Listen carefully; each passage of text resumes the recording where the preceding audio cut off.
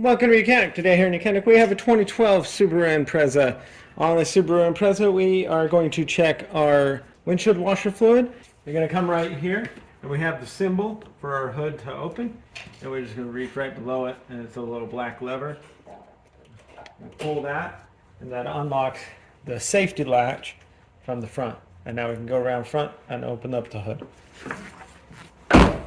Okay, so around front here we're going to just pull up on the hood a little bit. Sometimes if you have the springs, it'll pop up. So you just pull up right here above and in the middle of the emblem. We're just going to pull this lever to the left as we're looking at it, and then be able to pop and raise up the hood.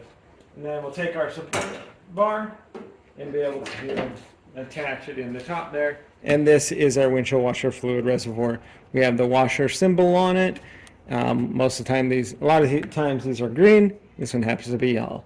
So to be able to add our washer fluid, just pop the cover and then add the washer fluid of your choice, and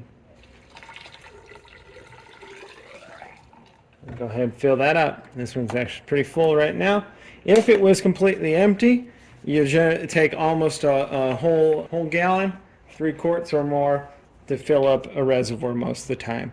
Now, if you know that your fluid reservoir is full and you're not getting any fluid out of your wipers when you hit the button, or the nozzles when you hit the button, you'll need to check whether the fuse that runs the motor, the pump here, or you may just need to be replacing the pump, or maybe there's a clog in the line.